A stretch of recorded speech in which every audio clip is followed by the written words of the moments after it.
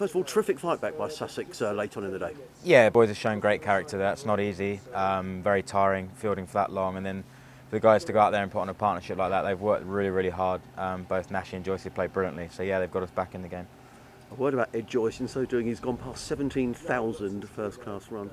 What an achievement that is. Yeah, we just said, I think Luke Wells said double up, which I'm not sure he's got that in him, but no, an amazing achievement. He just keeps going, he's relentless, he's everything you want from a top order batter. He just keeps fighting his corner, plays the ball brilliantly in late like he has today, and yeah, he just keeps going. It's fantastic. He's reverted to the opening slot this season. Is that something you spoke about during the close season?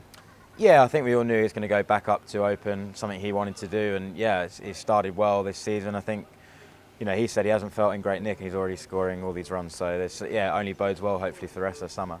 And they batted really well. It almost made it sort of inexplicable, that first innings total that Sussex made. Yeah, it's a strange one. I think we obviously batted poorly in the first innings, no one's hiding from that, but the pitch has changed.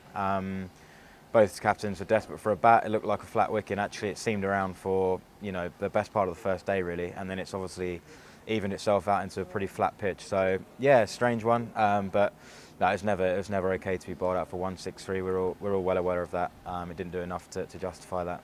Still 200 runs behind though. Still a bit of work to do tomorrow, Ben. Yeah, loads of work. Yeah, we've got a big day ahead of us. It's obviously a good start today, but we start again tomorrow and we have to build partnerships again. I think it's a day where small targets are important. It can sometimes be daunting when, like you say, 200 runs behind, is a long way. So small targets, and hopefully the boys can get us off to a good start in the morning as well.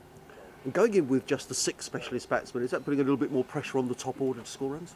I don't know if it's more pressure. I think we spoke about after day one, people have got to do their individual jobs, regardless of, if we bat well or bowl well. We've got to do our job. So I don't think so. I don't think there's extra pressure, but we obviously need to score runs. A few of us are light on runs, and that's just a fact, and we've got to put it right. Quite tough skippering when the other side score 470 odd. How did you find it, Ben? Oh, it can be, but look, we stuck at it. That's all you can ask, isn't it? We stuck at it. I felt we actually bowled better on day 2 and 3, but sometimes, if you don't get it right early on, you pay the price. We paid the price for not batting well, and I think we also could have bowled well on day 1, or bowled better on day 1.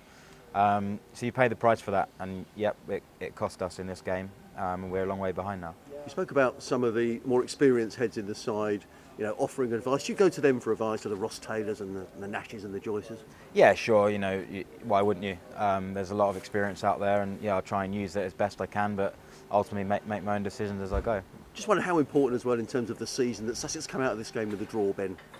Yeah, I think so. Yeah, I think you hear things that there's knee-jerk reactions to the start of the year. I think one thing people probably underestimate is the move that Leicester made over the winter. People are probably thinking, it's the Leicester of the last few years, which was clearly not the case. Everyone can see that over the winter they've obviously recruited well on and off the field, and they've played well here. They bowled really well. And they batted long. So yeah, it's important we come out of the draw, and it's important we come out intact. I think there's been a lot of draws around the county, so it's no disaster if we draw. Obviously hasn't gone a long way off plan, but yeah, like you say, we get out of this with a draw, get some confidence back, and then we've got back-to-back championship games coming up to try and get some results. A couple of other things on the bowling front. Luke Wells had a long spell and picked up a couple of wickets today. I thought he bowled beautifully. I said so. I think it's probably the best I've seen him bowl in his career. He keeps getting better and better with the ball. It's a really exciting option to have, and I think it complements Danny Briggs quite well. So, no, I think he went at 2 and a bit and over today on a day when obviously they've scored a lot of runs. So, no, it's a fantastic spell. It really was. I think he was pretty unlucky not to have 3 for there. We had a couple of good appeals at the end. So, he'll be really pleased with that. And he's a bowler who's sort of bowled occasionally. Is he almost turning himself into an all-rounder now, then?